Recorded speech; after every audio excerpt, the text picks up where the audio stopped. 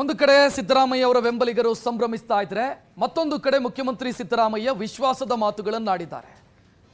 ದಾಖಲೆ ಸರಿಗಟ್ಟಿದ ದಿನವೇ ಅವರು ವಿಶ್ವಾಸದ ಮಾತನ್ನಾಡಿರುವುದು.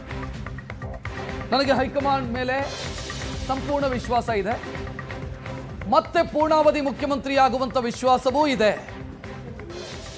ಏನೇ ಆದರೂ ಕೂಡ ಹೈಕಮಾಂಡ್ ತೀರ್ಮಾನಿಸುತ್ತೆ.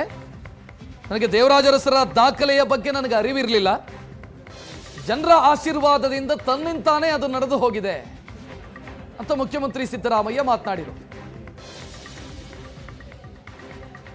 ಹೈಕಮಾಂಡ್ ಅವರು ತೀರ್ಮಾನ ಮಾಡ್ತಾರೆ, ಹೈಕಮಾಂಡ್ ಅವರು ಯಾವಾಗ ತೀರ್ಮಾನ ಮಾಡ್ತಾರೆ ಅಂತ ಗೊತ್ತಿಲ್ಲ.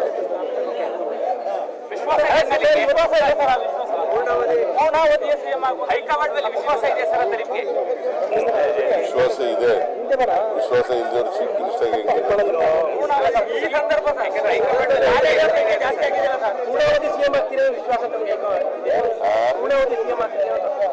all depend upon high command's decision.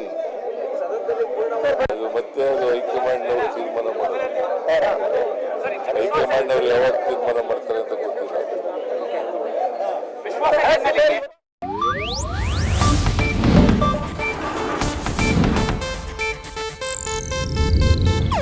ಇದು ಏಷ್ಯಾನೆಟ್ ನ್ಯೂಸ್ ನೆಟ್ವರ್ಕ್ ಪ್ರಸ್ತುತಿ.